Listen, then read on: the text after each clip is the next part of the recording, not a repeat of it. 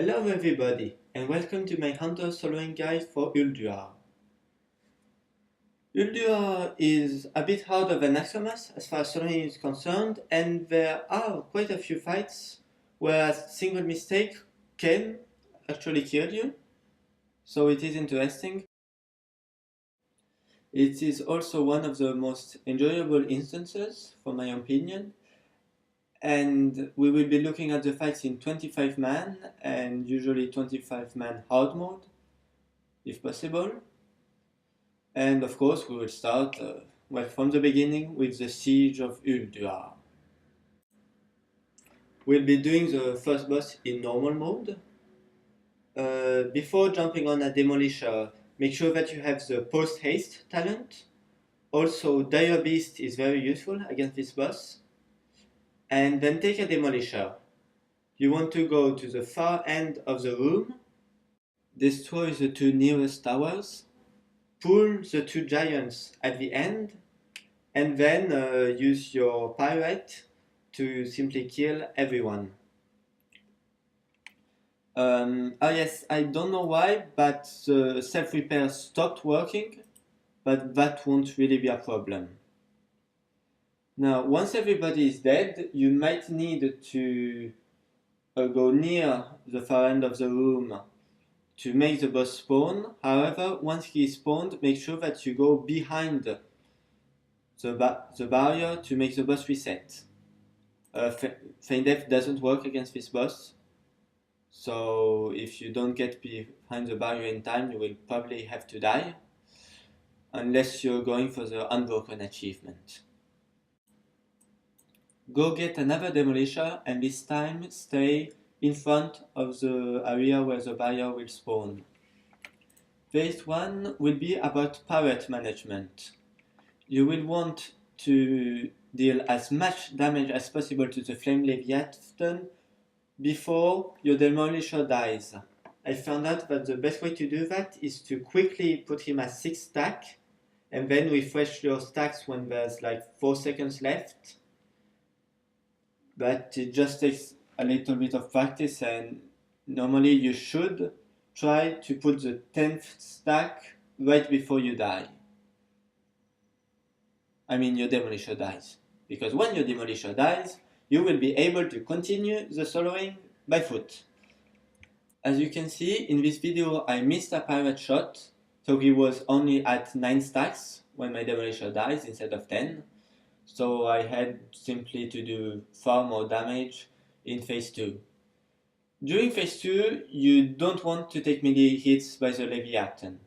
However, he is too fast to be kited, and so you will need to make your pet tank, knowing that your pet will usually die quite quickly, which is why post haste is very important. The Leviathan resets his aggro every 30 seconds.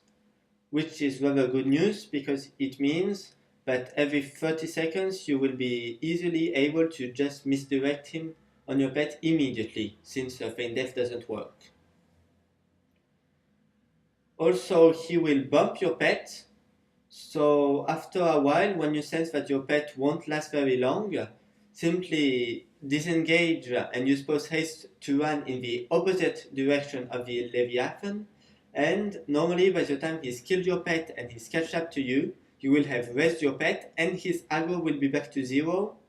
So you will easily be able to send your pet back on the Leviathan without taking a melee hit.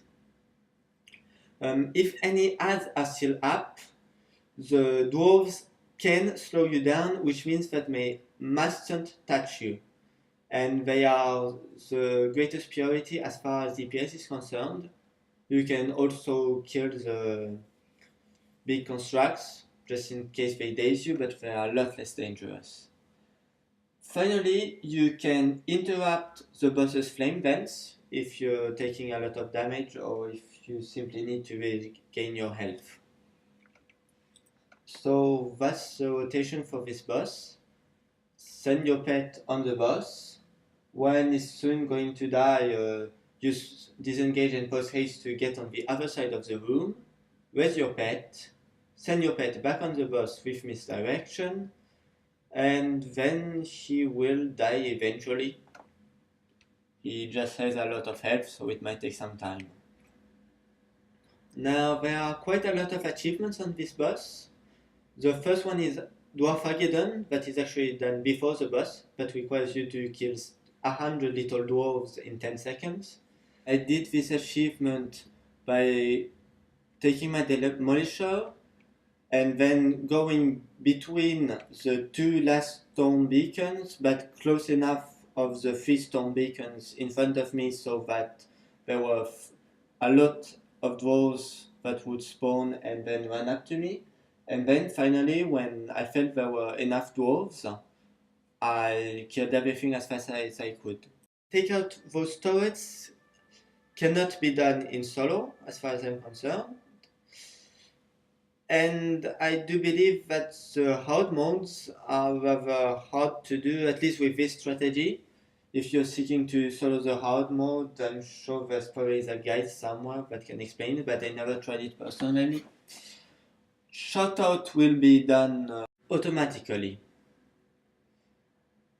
For 3-car garage, it is very difficult to do in solo, because it means you will have to take one of the vehicles you need for the achievement, put it in front of the barrier, then take a demolisher and do the usual strategy until the boss reaches extremely low health, in which case you will have to put a murder of crows on the boss, then go inside your vehicle and make sure the boss dies from your dot before the vehicle is destroyed, especially as far as the motorcycles are concerned.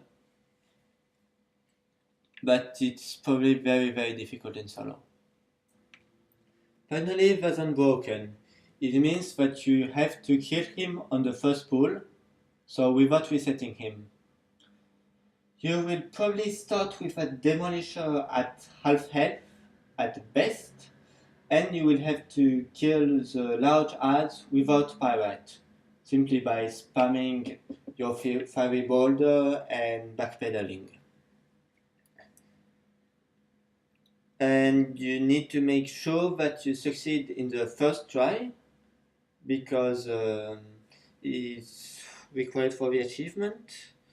So it will probably end up being a very long foot phase, but this boss is easily soloable without vehicles after a bit of practice, so it's entirely possible to do it. The next 2 bosses are optional, but of course, since we're soloers, there's no such thing as an optional boss. If it can be solo, it will be done. First, Ignis the Furnace Master. He will put AoEs in front of him, simply move out of them, and after a while he will take you in his slag pot. When you're in his slag pot, you can keep on attacking him, and your pet will be put on passive, so make sure to, as soon as you take him in the slag pot, to make him re-attack Ignis. Also, if you were misdirecting to your pet, or you try to misdirect to your pet, when you're in the slag pot, misdirection will bug and will not work anymore for the remainder of the fight. You'll also get an achievement if it's your first time in the slag pot. The second aspect of the fight is the constructs. You want the constructs to melee you, to make sure that you're marked as a tank and that you're not taken in the slag pot anymore. However, you will probably get high on aggro since you will stop misdirecting, and if you feign death, they will reset. However, as soon as he activates a new construct, that construct will rush to you. For another achievement, once you have 2 constructs on you, then go stand in the fire, wait until they are all red and pulsing, and then get them in the water. You then have to hit them both within 5 seconds to make them explode. The last achievement is to kill Ignis within 4 minutes of the pull, but it is easily done with the current gear. After the fight, if misdirection has bugged, you will have to disconnect and then reconnect yourself and misdirection will start working again. Now, Razorscale. You start the fight by talking to the expedition commander, and for the first 2 minutes, you will have melee dwarves that spawn, caster dwarves, and then vehicles. Kill the vehicles first because they have a mortal strike. Try to put everything on your pet and then AoE them down. Once all the turrets are up, use them to ground Razorscale. Then you will have to burst the boss. After 30 seconds, she will fly up again. There's an achievement that requires you to make sure that she doesn't fly up more than once, which means that you have to get her to 50% during the second grounded phase at most. Once she becomes grounded permanently, she will start putting a debuff on your pet. When that debuff reaches 5 stacks, your pet will lose all aggro. Simply start running around, kiting the boss and misdirecting as much as you can on your pet. You shouldn't have so much aggro on her. However, make sure that you do not feign death, because if you do, she will despawn. The only moments you can feign death is when she is stunned, when she is landing, and when she is casting Flame Breath. The last achievement is Iron Dwarf Medium Rare. The simplest way to do this achievement is to take your pet, to put it between the turrets, and then to misdirect all the melee dwarves to your pet, kill all the caster dwarves and all the vehicles. And then you have to wait 15 minutes until Razorscale enrages. Then you use the turrets, and you wait for her to cast Flame Breath, and it will kill all the melee adds that have less than 200k health. You don't need to kill 25 in one breath. You can even kill as much as you want between tries. So it's not very hard, but it's gonna take a long time. And finally, the Xt002 Deconstructor. This boss has a normal mode and a hard mode. We'll start with the normal mode. The normal mode is both the easiest way to do this boss and also the only way to get the speed kill achievement. For the first 25%, simply DPS him down.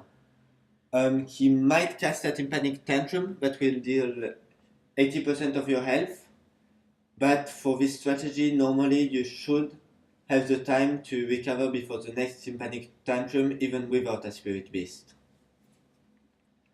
Then, at 75%, you will be able to attack his heart.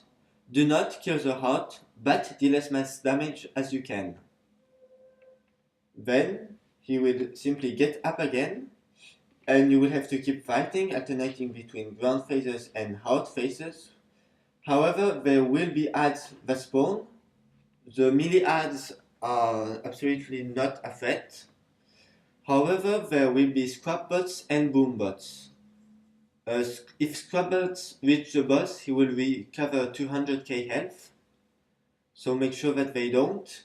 And if you kill boom bots, they will deal 90% of the scrap bots' health in damage. But you'll probably have to end up single targeting the scrap bots down. For the hard mode, you will want to kill his heart during the first ground phase, and then he will enter his hard mode, which means that there will be no more hard phases, and he will have a lot more health. He'll keep on casting Tympanic Tantrums every minute, so you will want a Spirit Beast to survive. But maybe Chimera Shot could also work. During the hard mode, his gravity bombs will spawn void zones, you know what to do, and he will also spawn adds that start AoEing. They aren't much as a threat, but they can quickly be annoying when there are more than one, especially because of the Tympanic Tantrums.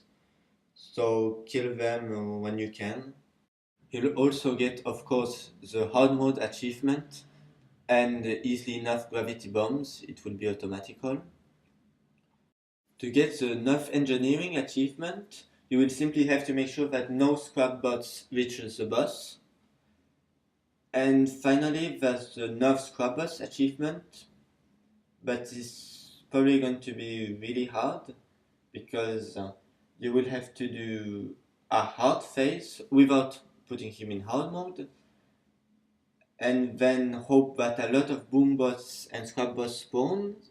However, the scrap bots won't die simply of one boom bot explosion, so after that you would have to kite the boss, do a second hard phase, hope there are now enough bombs and ads to do the achievement, then requite the boss to crump them all up and then kill the bombs.